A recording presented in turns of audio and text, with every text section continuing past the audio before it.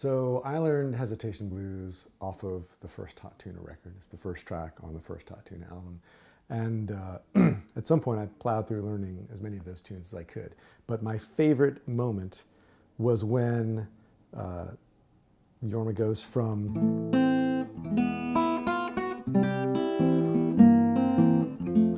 and I don't actually know, I always assumed that that was in the Reverend Gary Davis version too, but it's been so long since I've listened to either version firsthand that I don't actually know. But I like that moment.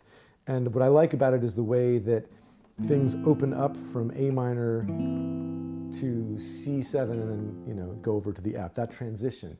Because the thing I figured out after playing the song for a while, and it wasn't obvious to me at first, is that it's basically a C blues where the first 3 bars you've swapped in this A minor to E7 move. So you have this A minor to E7, and then a bar of C, and then you're into basically bar 5 of a C blues with the F going back to C, and then 5.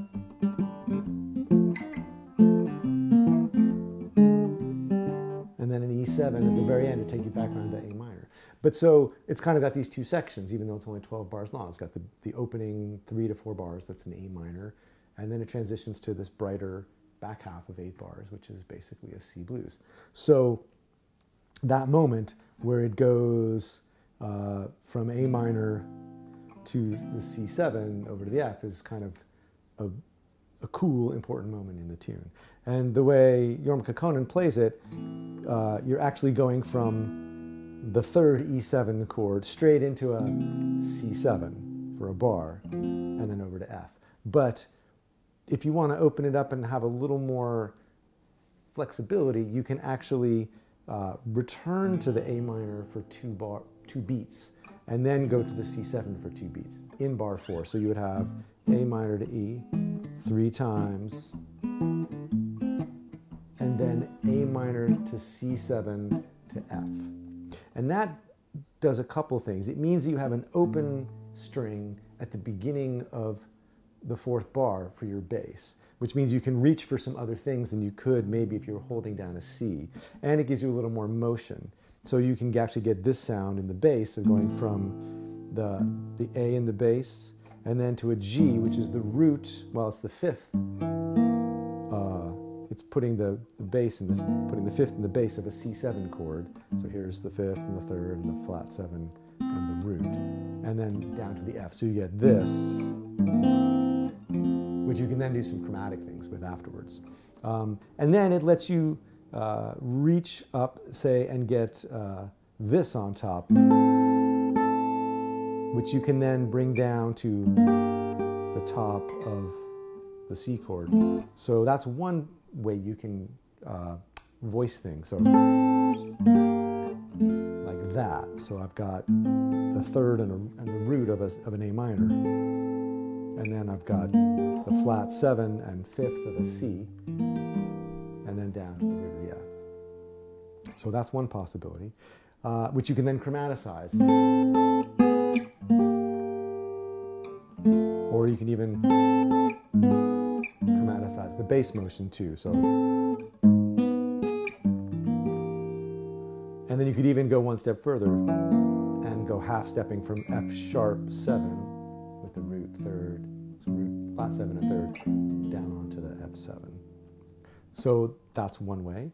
You could also base things around going from the 5th of A minor and go half stepping into the 9th of C. So you'd be going from A minor with the 5th on top, and then landing on C9 with the 5th in the bass. So here's the 5th and the 3rd and the flat 7 and the 9. So, and you could chromaticize that. You could do the whole chord a half step up. So this is a C sharp 9 with the 5th in the bass. So you hear this on top and this on the bottom. And then into F. And finally, the third thing you do, instead of descending with the melody, is have the melody climb.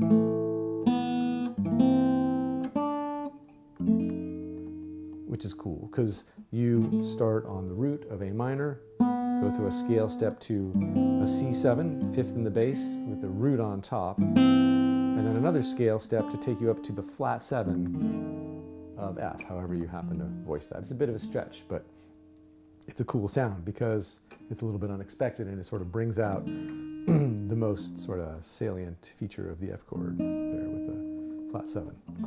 I'm not sure if you're allowed to say salient when you're talking about blues, but I just did, so there it is. So, like that.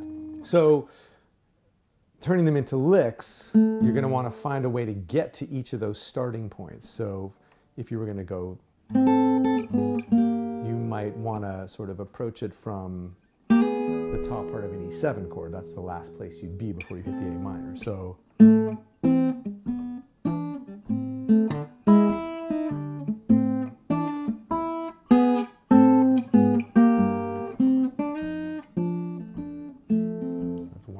and then maybe from here, if you're going to do this one, you've just got to get to the high string somehow in a way that's not too, doesn't wear out that note too much before you even get to it.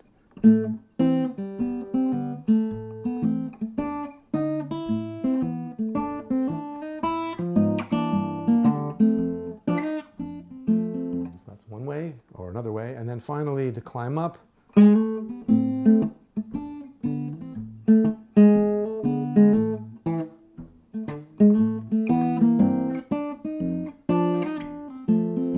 so all those ways will get you there, and each one sounds a little different, and that means that if you're improvising, you can choose one of them based on where you happen to find yourself at that moment, instead of feeling like you have to sort of shoehorn in a specific lick that you know.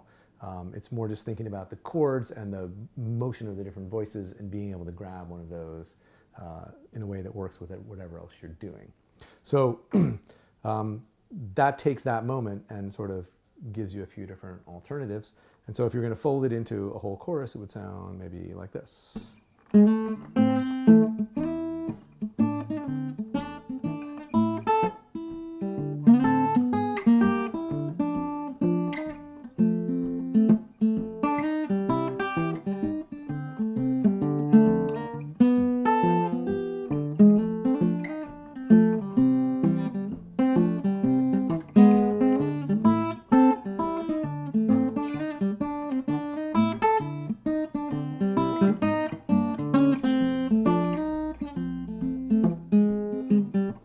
I just cheated and actually did do the C, which is fine too. You don't have to start on the A minor, but it does open things up a little bit. And again, that gives you like another set of possibilities. You could do each one of these three moves, well, not the one off of the A minor, but you could do this one with a C in the bass to begin, and you could do this one with a C in the bass. So that gives you a couple other possibilities as well. So there are some moves for hesitation blues. And so I hope you have fun working on that. If you got any questions or comments, leave them down below. There are also more videos over on the website, which is fretboardconfidential.com. So feel free to go over there and check that out. And I'll see you next time.